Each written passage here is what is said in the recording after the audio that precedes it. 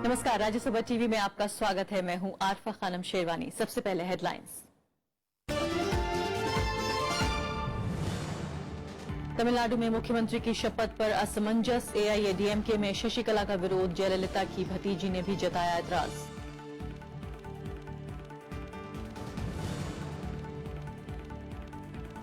संसद में प्रधानमंत्री ने नोटबंदी का किया बचाव। कहा, अर्थव्यवस्था के लिए था जरूरी। बेनामी संपत्ति कानून लागू नहीं करने पर कांग्रेस से मांगा जवाब।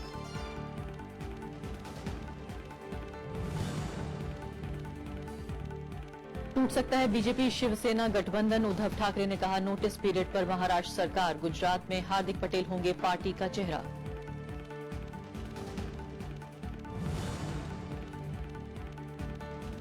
मसूद अजहर पर पाबंदी की कोशिश फिर नाकाम। संयुक्त राष्ट्र में चीन ने रोका अमेरिकी प्रस्ताव। भारत ने जताई आपत्ति।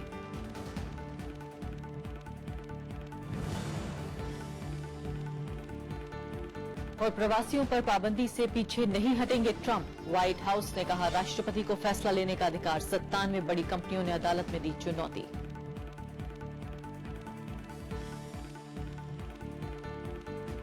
और अब पहली खबर।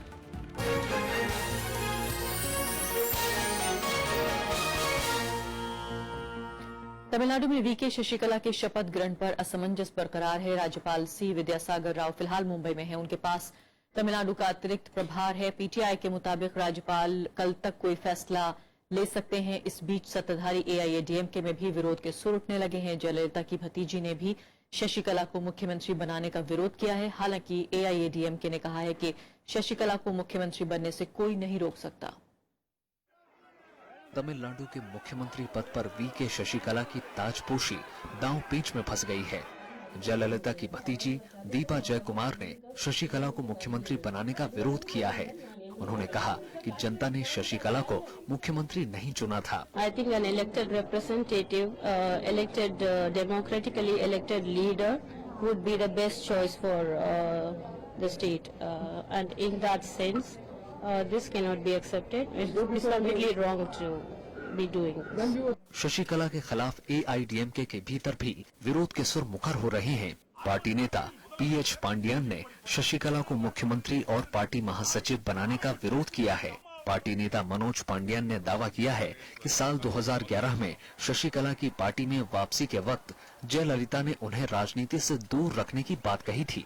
Sasikala, whether she is qualified to be the general secretary, as per the bylaws of the party, she is not qualified to be the general secretary, and according to the will of the people, she is not qualified to be the chief minister of the state. AIADMK ने पांडियन के दावों को भ्रम फैलाने वाला बताया। Party नेता PS Ramachandran ने कहा कि पांडियन पार्टी के भीतर इन मुद्दों को उठा सकते थे। उन्होंने शपथ ग्रहण में देरी के आरोपों को भी खारिज किया। Whatever they try to split the party, it will never happen, even in their dreams. We will succeed it. Our Chinnamma will take this party and the government on the way of Amma. Definitely, Chinnamma will replace Amma. DMK, Congress और BJP ने कहा कि नए मुख्यमंत्री को शपथ दिलाना राज्यपाल की संवैधानिक जिम्मेदारी है। After accepting the resignation of the incumbent chief minister, he has to necessarily swear in a new chief minister. That is also his duty. There is no dispute that she is the nominee of the majority party in the assembly. So he should have immediately administered the oath of office to her rather than have a caretaker chief minister. After she has been elected, then naturally next she has to go and meet the governor. The governor has to call her for this oath taking ceremony and all. She should be made as the chief minister. AIADMK से निष्कासित शशिकला पुष्पा ने राज्यपाल को चिट्ठी लिखकर शशिकला को मुख्यमंत्री नियुक्त नहीं करने की मांग की है। पीएमके ने भी शपथ ग्रहण समारोह एक सप्ताह टालने की मांग की है। The Supreme Court judge has said that the final verdict in the DA case will be delivered in a week's time.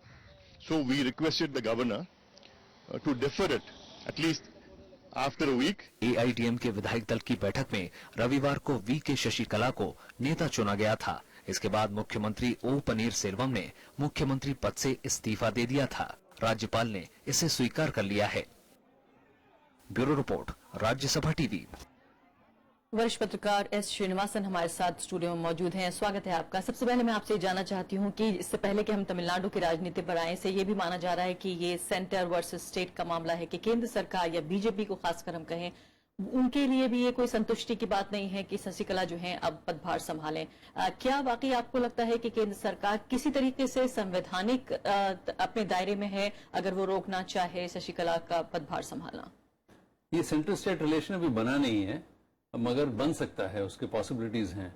Governor का रोल बड़ा इंपॉर्टेंट है, और एक बात तो यह है कि अभी तक तमिलनाडु के लिए एक परमानेंट गवर्नर ही नहीं है, एक कैटेगर गवर्नर ही है, वो भी एक वहां पर एक बड़े दिनों से एक मांग रही है। दूसरा, गवर्नर साहब ने यदि उनका ओपीएस जो बाहर आउटगोइंग जो चीफ मिनिस्टर उनका यदि रेजिग्नेशन एक्सेप्ट कर लिया है, जैसे अभी सब नेता कह रहे थे, उनका ये दायित्व बनता है कि नए सीएम का पदभार संभालने के लिए भी उनका ओथ करें वो।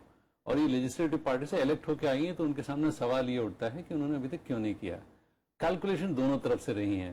बीजेपी की तरफ से ये कैलकुलेशन रहा होगा कि वहां पर सोशल मीडिया में और जनरली शशिकला का काफी विरोध है, जनमानस उनके साथ नहीं है, और वहां के जो लोकल जो बीजेपी लीडर्स हैं बीजेपी के, वो सब कह रहे हैं कि ओपीएस अच्छे मुख्यमंत्री होते। इसका मतलब यह है कि उनका ओपीएस का उनका साथ था, मगर वो ये भी मानते हैं कि गवर्नर इस डायरेक्टली इस मामले में कुछ कर नहीं सकते। दूसरी तरफ कैलकुलेशन जो एआईडीएम के रहा होगा, जिनको मालूम था कि कुछ ही दिनों में वो केस आने वाला है, जो भ्रष्टाचार का केस है जिसके ऊपर यहाँ पर सुनवाई होकर सुप्रीम कोर्ट को एक फाइनल वो देना था, एक हफ्ते में आने वाला है, मगर उन्होंने उसके लिए क्यों नहीं रुके? उनका शायद ये कैलकुलेशन है कि यदि मुख्यमंत्री बन जाती हैं और उसके बाद देखा जाएगा, क्योंकि अपील में गई, कर्नाटका सरकार गई हुई, अपील के लिए क्यों रुका जाए? इलेक्ट होके आगे निकले वो, इसलिए उनको लगता है कि बीजेपी को एआईडीएम की ज्यादा जरूरत है परस्पर उल्टा, क्योंकि राज्यसभा के चुनाव आ रहे हैं, प्रेसिडेंशियल इलेक्शन आ रहे हैं, तो इन सब में सेंटर को स्टेट की जरूरत पड़ सकती है। इसमें एक और महत्वपूर्ण बात यह है कि हालांकि जो विधायक हैं वो इनके साथ हैं शशिकला के, लेकिन बताया जा रहा है कि काफी हद तक जो पार्टी काडर है, जो स्थानीय नेताओं का जिनका आपने जिक्र किया वो है, इसके अलावा उनकी भतीजी भी जो है जयललिता की, इन सब की बातों में कितना वजन है, कितना मायने रखता है? क्या ये मुख्यमंत्री बनने के रास्ते में आ सकते हैं? देखिए, अभी ये जो आवाजें हैं धीरे धीरे और उठेंगी। ये जो सबसे पहले एक दो नेता, मुनुस्वामी एक नेता थे, उन्होंने अपनी आवाज उठाई। ये सब पुराने और बड़े दिग्गज नेता हैं वहां के, और जिन्होंने न केवल जयललिता, कुछ नेता तो एमजीआर के साथ भी, उनके कैबिनेट में उनके साथ भी रहे हैं, मगर वो लोग ये आवाजें क्यों उठा रहे हैं? क्योंकि उनको कोई पदभार या कोई अभी कुछ मिला नहीं है। मगर मुझे लगता है आए दिनों और ऐसे आवाजें उठेंगे जो शशिकला के खिलाफ होंगी। दूसरी तरफ आप कह रहे हैं पदभार नहीं मिला है, इसका मतलब कहीं ना कहीं आप ये कह रहे हैं कि कोई लेन देन का मामला है, कोई बार्गेनिंग का मामला हो सकता है। देखिए, पावर पॉलिटिक्स में ये सब चलता है, हिस्सेदारी चाहिए। हाँ, ये तो चलता ही है, और सबको कुछ न कुछ चाहिए। और शशिकला ने यही कोशिश किया कि किसको कैसे, देखिए पॉलिटिक्स में कोई बहुत बड़ा मॉरल वाला इशू नहीं है। यदि पीएच पांडे ने यदि एक्यूज करते हैं पावर ग्रैबिंग का, कहीं ना कहीं उनका भी पूरा फैमिली, उनके बच्चे सब पावर पॉलिटिक्स में सभी हैं, तो ये कहना कि मॉरल इशू यहाँ उठाना तो बड़ा मुश्किल है। मगर ये जरूर है कि पॉलिटिकली कैसे प्ले आउट होता है। दीपा दूसरी तरफ पॉलिटिक्स में आने की कोशिश कर रही हैं, उन्होंने घोषणा भी की थी इस बात की। और उनका मेन कारण क्या है? क्योंकि मैं फैमिली से हूँ। ये अगेन ये कहना कि मैं, श्रीनिवासन जी, इससे पहले कि हमारे पास समय समाप्त हो जाए, बहुत महत्वपूर्ण बात है कि ये बार बार कहा जा रहा है कि तमिलनाडु के जो लोग हैं, आम जनता है, उन्होंने जयललिता को चुना था, शशिकला को नहीं चुना था, इसलिए वो जनता की प्रतिनिधि नहीं है। लेकिन एक तरफ दूसरी दलील ये है कि अगर ऐसा है तो 6 महीने के अंदर उन्हें चुन के वापस आना होगा, तो क्यों ना जनता उन्हें हरा कर जवाब दे। अगर जनता को पसंद नहीं है तो जनता के पास एक लोकतंत्र में सीधे तौर पर यह तरीका है कि वो शशिकला को चुनाव में हरा दे। शशिकला ने एक गलत, एक उनके साथ कुछ एक अच्छा मौका भी था। 2 महीने से वो जनरल सेक्रेटरी हुई हैं। इस दौरान भी यदि वो अप्रोच करती हैं पब्लिकली, यदि कोई बात कहती हैं वो, तो शायद कुछ बात बन सकती थी। उन्होंने कुछ किया ही नहीं, और जानने की कोशिश करती हैं शायद एक बार कि लोगों में स्वीकार्यता है या नहीं इसको लेकर। उन्होंने कुछ किया नहीं, 2 महीने भी उन्होंने गंवा दिए हैं, और वैसे भी उनका जो है इमेज अच्छा नहीं है, वो पहले से ऐसा रहा है। अब और उनके लिए और मुसीबतें हो गई हैं। जी, बहुत बहुत शुक्रिया श्रीनिवासन जी आपका। और साफ तौर पर हमने देखा कि एआईएडीएम के एक नेता या पार्टी काडर खास तौर पर ये कह रहे थे कि जयललिता शायद ही कभी नहीं चाहती कि शशिकला इस तरह से उनकी जगह ले लें। तो फिलहाल अभी के लिए पहली खबर में इतना ही। छोटा सा ब्रेक।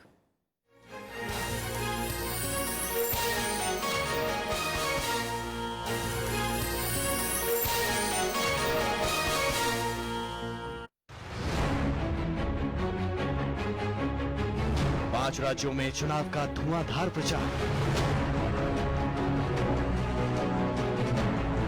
किसकी होगी जीत?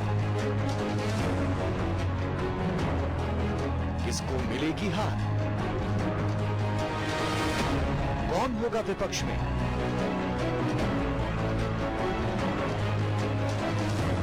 किसकी बनेगी सरकार?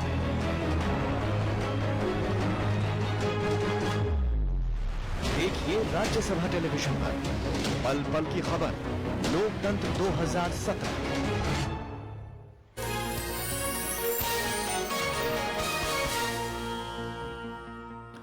राष्ट्रपति के अभिभाषण पर लोकसभा में हुई बहस का आज प्रधानमंत्री नरेंद्र मोदी ने जवाब दिया। उन्होंने राष्ट्रपति के अभिभाषण में बताई गई सरकार की उपलब्धियों का बचाव किया। प्रधानमंत्री ने काले धन, नोटबंदी, जल्दी बजट पेश करने समेत सरकार के फैसलों पर विपक्ष के सवालों का जवाब दिया।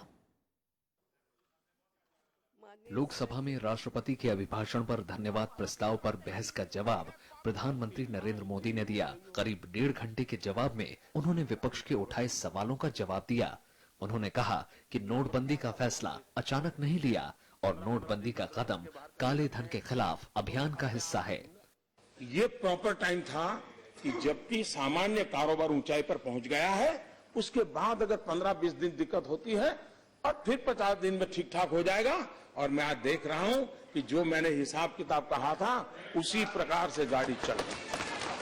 सारी चीजें रिकॉर्ड पर है, कहां से आया, किसने लाया, कहां रखा।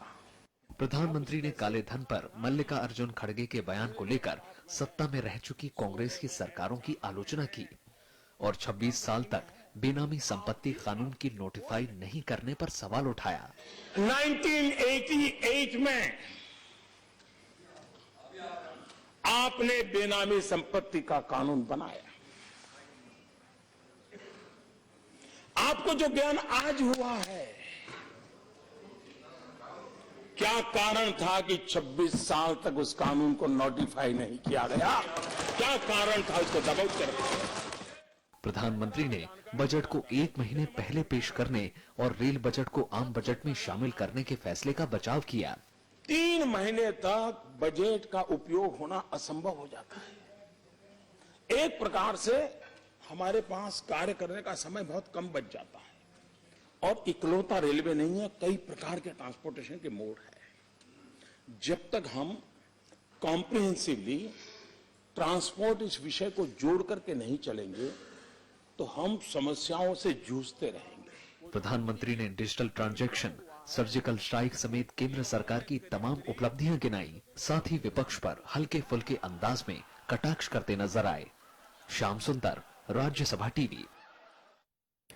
राष्ट्रपति प्रणब मुखर्जी के अभिभाषण पर धन्यवाद प्रस्ताव पर आज भी राज्यसभा में चर्चा जारी रही। बीजेपी सांसदों ने जहां सरकार की उपलब्धियां गिनाई, वहीं कांग्रेस समेत विपक्ष ने नोटबंदी के फैसले पर सवाल उठाए। सदन में राष्ट्रपति के अभिभाषण से जुड़े धन्यवाद प्रस्ताव पर बीजेपी सांसद रामकुमार वर्मा ने आगे की चर्चा शुरू की। उन्होंने राष्ट्रपति के अभिभाषण को ऐतिहासिक बताया। बजट के साथ रेल बजट को एक साथ पेश करने को उन्होंने साहसिक कदम बताया। इस मौके पर उन्होंने सरकार की उपलब्धियां भी गिनाई कि देश में 1.2 करोड़ लोगों ने सब्सिडी छोड़ी और 1.5 करोड़ ऐसे लोग जो सपने में भी नहीं सोचते थे कि हमें कभी गैस का चूल्हा धुआं रहित होगा। आरजेडी और कांग्रेस ने नोटबंदी की आलोचना करते हुए कहा कि इससे सबसे ज्यादा मार किसानों पर पड़ी है। सांसद केटीएस तुलसी और आईएनएलडी सांसद ने भी नोटबंदी से लोगों को हुई परेशानियों का जिक्र किया। टीएमके ने सरकार पर विदेशों से काले धन को वापस लाने में नाकाम होने का आरोप लगाया। खाद नहीं मिलती, बीज नहीं मिलता और नोटबंदी ने और भी बर्बादी की। इसमें क्या है? वही सिट India, stand India, make India, स्वच्छ इंडिया, इंडिया ही इंडिया है, जनता कहीं पर नहीं है। If the design had been finalized on 19th May, what prevented the government from printing the notes? What prevented the government from recalibrating the ATMs?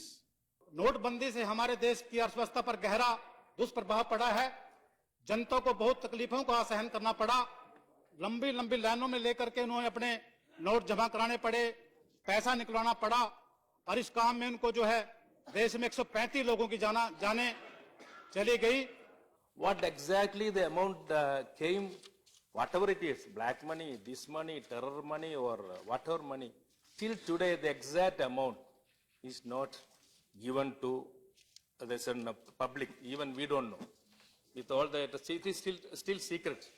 BJD और TDP ने सरकार की नोटबंदी के फैसले का स्वागत करते हुए इसे ऐतिहासिक कदम बताया। Rainy season, because in the rainy season they don't have food to eat.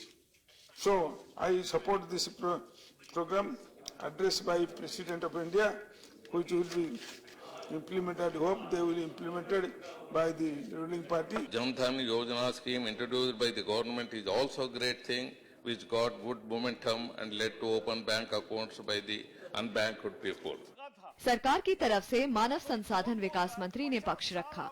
दूध के लिए कतार लगवाई, 50 साल आपने राशन के लिए कतार लगवाई, 50 साल आपने गैस के लिए कतार लगवाई। कांग्रेस का नाम ही क्यों था? पूरे जनता को, देश को हर चीज की किल्लत थी, वो सारे क्यूज में खड़े कर दिए थे। अब 50 दिन के क्यू के लिए आप आरोप करोगे? आपने 50 साल देश को हर तरह के क्यू में खड़ा किया। सदन में गुरुवार को धन्यवाद प्रस्ताव पर कानून मंत्री रविशंकर प्रसाद ने चर्चा की शुरुआत की, जिस पर सोमवार को भी चर्चा हुई। कृति मिश्रा के साथ पंचानन मिश्रा, राज्यसभा टीवी। उत्तर प्रदेश में पहले चरण के लिए सभी दलों ने पूरी ताकत झोंक दी है। सभी दलों के दिग्गज नेता इन इलाकों में धुआंधार रैलियां कर रहे हैं। राहुल गांधी और अखिलेश यादव ने मेरठ में साझा रैली की, वहीं मायावती ने गाजियाबाद, जबकि केंद्रीय गृह मंत्री राजनाथ सिंह ने शामली में चुनावी जनसभाएं की। राहुल गांधी और अखिलेश यादव ने मेरठ में साझा रैली को संबोधित किया। दोनों ही नेताओं ने केंद्र सरकार और प्रधानमंत्री की जमकर आलोचना की। राहुल गांधी ने नरेंद्र मोदी पर नफरत की राजनीति करने का आरोप लगाया। उन्होंने कहा कि कांग्रेस सपा गठबंधन देश की राजनीति में काफी अहम भूमिका निभाएगा। मोदी जी आते हैं, क्रोध फैलाते हैं, गुस्सा फैलाते हैं। यहाँ से मैसेज जाना चाहिए नरेंद्र मोदी जी को। नरेंद्र मोदी जी, उत्तर प्रदेश के युवा एक साथ खड़े हुए हैं। उत्तर प्रदेश के युवा मेक इन उत्तर प्रदेश करना चाहते हैं। पूरी दुनिया को बताना चाहते हैं कि उत्तर प्रदेश एक साथ खड़ा है, इस प्रदेश को तोड़ा नहीं जा सकता है। वहीं अखिलेश यादव ने कहा कि राज्य में सपा कांग्रेस गठबंधन की हवा चल रही है। उन्होंने एक बार फिर नोटबंदी के मकसद को लेकर प्रधानमंत्री पर तंज कसा। चुनाव में ये केवल प्रदेश का चुनाव नहीं है, ये देश का भविष्य तय करेगा। 500,000 रुपया सब जमा हो गया। अब तो कम से कम बीजेपी के लोग ये बताएं हमें कि 15 लाख नहीं तो कम से कम 15,000 ही हमारे अकाउंट में भिजवा देते।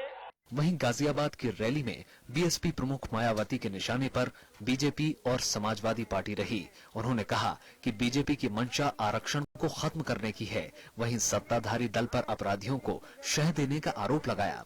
सपा सरकार ने यहाँ हर तरफ असुरक्षा व आतंक का माहौल ही गिरा है। इसके साथ ही विकास के कार्य भी अधिकांश आधे अधूरे ही किए जाते रहे हैं, जिनके प्रचार प्रसार पर प्रदेश की जनता का सरकारी करोड़ों अरबों रुपया अकेले यहाँ मीडिया में ही काफी बेदर्दी से खर्च कर दिया गया है। उधर केंद्रीय गृह मंत्री राजनाथ सिंह ने शामली में चुनावी जनसभा की। उन्होंने राज्य में बदहाली के लिए समाजवादी पार्टी और बीएसपी को जिम्मेदार ठहराया। साथ ही समाजवादी पार्टी के कांग्रेस से हाथ मिलाने पर भी चुटकी ली। चुनाव के पहले ही खाट पकड़ लिया, उस चुनाव क्या लड़ेगा? अब जब वो देखे कि मैं खाट पकड़ चुका हूँ और हमारे चलने की अभी स्थिति नहीं है, नहीं चल पाऊंगा, तो उछल कर उस साइकिल पर बैठ गया जो साइकिल पंक्चर हो चुकी है, उसकी पिछली सीट पर। उत्तर प्रदेश में पहले दौर के लिए 11 फरवरी को मतदान होगा। इस दौर में 15 जिलों की 73 सीटों पर वोटिंग होगी। Bureau report, Rajya Sabha TV. Maharashtra में शिवसेना और बीजेपी के बीच दरार बढ़ गई है। महाराष्ट्र में शिवसेना बीजेपी से कभी भी समर्थन वापस ले सकती है। पार्टी प्रमुख उद्धव ठाकरे ने इसके संकेत दिए हैं। उन्होंने कहा कि महाराष्ट्र सरकार नोटिस पीरियड पर है और हमें इस बात का अंदाजा नहीं है कि वो नोटिस पीरियड कब खत्म हो जाए। उन्होंने कहा कि शिवसेना के मंत्री हमेशा जेब में इस्तीफा रखकर तैयार रहते हैं। दोनों पार्टियां महानगर पालिका के चुनाव अलग अलग लड़ने का फैसला पहले ही कर चुकी हैं। शिवसेना गुजरात में भी बीजेपी को चुनौती देने की तैयारी में है। आज पाटीदार आंदोलन के नेता हार्दिक पटेल ने मुंबई में उद्धव ठाकरे से मुलाकात की। इसके बाद ठाकरे और पटेल ने साझा प्रेस कॉन्फ्रेंस की। उद्धव ठाकरे ने ऐलान किया कि आगामी विधानसभा चुनाव में हार्दिक पटेल शिवसेना की तरफ से पार्टी का चेहरा होंगे। गुजरात में इसी साल चुनाव होना है। कनॉट प्लेस को वाहन मुक्त बनाने की मुहिम का स्थानीय कारोबारी विरोध कर रहे हैं। इस सिलसिले में इन लोगों ने आज दिन में दुकानें बंद करके अपना विरोध जाहिर किया। इनकी मांग है कि सरकार अपने फैसले को वापस ले।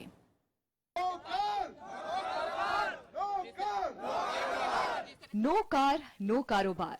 कनॉट प्लेस के कारोबारियों ने कुछ इस अंदाज में अपना विरोध प्रदर्शित किया। सीपी को वाहन मुक्त बनाने का विरोध कर रहे इन कारोबारियों ने मंगलवार को 11 बजे से 3 बजे तक दुकानें बंद रखी। कनॉट प्लेस में ये सारी पार्किंग हटाना चाह रहे हैं, इनर सर्कल से, मिडिल सर्कल से और रिडली रोड से। हमारा कस्टमर यहाँ कैसे चल कर आएगा?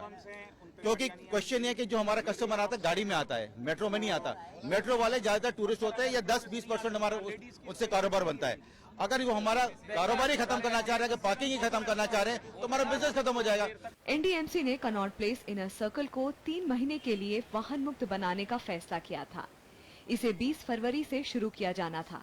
कारोबारियों का कहना है कि इस नई यातायात व्यवस्था से भारी आर्थिक नुकसान होगा।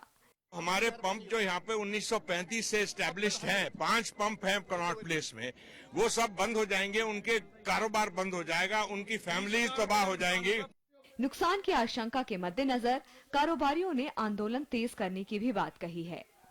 अनु दीवान, राज्यसभा टीवी। खबरों में आगे बढ़ते हैं। संयुक्त राष्ट्र में जैश ए मोहम्मद प्रमुख मसूद अजहर से जुड़े प्रस्ताव का चीन ने फिर विरोध किया है। अमेरिका ने संयुक्त राष्ट्र सुरक्षा परिषद में पठानकोट हमले के मास्टरमाइंड मौलाना मसूद अजहर के खिलाफ प्रतिबंध लगाने का प्रस्ताव पेश किया। प्रस्ताव को अमेरिका के अलावा ब्रिटेन और फ्रांस का भी समर्थन था। सुरक्षा परिषद की आतंकवाद के खिलाफ बनी कमेटी में इन तीनों देशों ने डोनाल्ड ट्रंप के राष्ट्रपति बनने के एक दिन पहले 19 जनवरी को इस प्रस्ताव को पेश किया था, लेकिन बाद में चीन ने एक बार फिर इस प्रस्ताव का विरोध किया। भारत ने इस मसले पर चीन से अपनी आपत्ति जाहिर की है। विदेश मंत्रालय के मुताबिक इस मुद्दे को चीन की सरकार के सामने उठाया गया है। इससे पहले भी चीन इस मामले पर भारत के रुख का विरोध करता रहा है। हमें इस घटना के बारे में जानकारी मिली है और हमने चीन की सरकार के साथ इस मसले को उठाया है। अफगानिस्तान की राजधानी काबुल में सुप्रीम कोर्ट परिसर में हुए बम धमाके में 20 से ज्यादा लोगों के मारे जाने की खबर है। आत्मघाती हमलावर ने कोर्ट के पार्किंग में विस्फोट किया। गृह मंत्रालय के मुताबिक इस हमले में करीब 50 लोग घायल भी हुए हैं। बम विस्फोट के जरिए सुप्रीम कोर्ट के कर्मचारियों को निशाना बनाने की कोशिश की गई थी। विस्फोट के बाद कोर्ट परिसर को सेना ने अपने कब्जे में ले लिया। आसपास के इलाकों में सघन तलाशी अभियान चलाया जा रहा है। अमेरिका के राष्ट्रपति डोनाल्ड ट्रंप ने यात्रा प्रतिबंध के फैसले से पीछे हटने से इनकार कर दिया और इसके लिए कानूनी लड़ाई के लिए तैयार है। इस बीच एप्पल, गूगल समेत 100 अमेरिकी कंपनियों ने ट्रंप की यात्रा प्रतिबंध को कानूनी चुनौती दी है। अमेरिका के राष्ट्रपति डोनाल्ड ट्रंप यात्रा प्रतिबंध फैसले की कानूनी वैधता की लड़ाई के लिए तैयार हैं। व्हाइट हाउस के प्रवक्ता सीन स्पाइसर ने कहा कि इस फैसले को वापस लेने का सवाल ही नहीं है। ये पाबंदियां लगाना राष्ट्रपति के अधिकार में आता है। Both parties to present their cases. Remember, what we're discussing right now has nothing to do with the merits of the order. The law is very clear on this. The president has huge discretion to protect the safety of the American people, nations, institutions, with respect to who can come into this country. इस बीच Apple, Google और Facebook समेत 97 कंपनियों ने भी यात्रा प्रतिबंध के आदेश के खिलाफ अदालत का रुख किया है। इन कंपनियों ने फेडरल कोर्ट में दस्तावेज दाखिल कर दलील दी है कि इस फैसले से उनका कारोबार प्रभावित होगा। अमेरिकी संविधान जानकारों का मानना है कि असंवैधानिक आदेशों को कोर्ट रोक सकती है। वहीं राष्ट्रपति ट्रंप के पास सुप्रीम कोर्ट जाने का रास्ता है। Article 3 of the Constitution says that the judicial branch has the power to hold executive or legislative action unconstitutional and prevent it from being enforced because it would violate the Constitution. शुक्रवार को Seattle की court ने यात्रा प्रतिबंध के आदेश पर अस्थायी रोक लगा दी थी। इसके बाद अमेरिकी न्याय विभाग ने यात्रा प्रतिबंध पर देश भर में रोक लगाने के अदालती आदेश को संघीय अदालत में चुनौती दी है। Bureau report, Rajya Sabha TV. इसी के साथ अभी के लिए इतना ही। नमस्कार।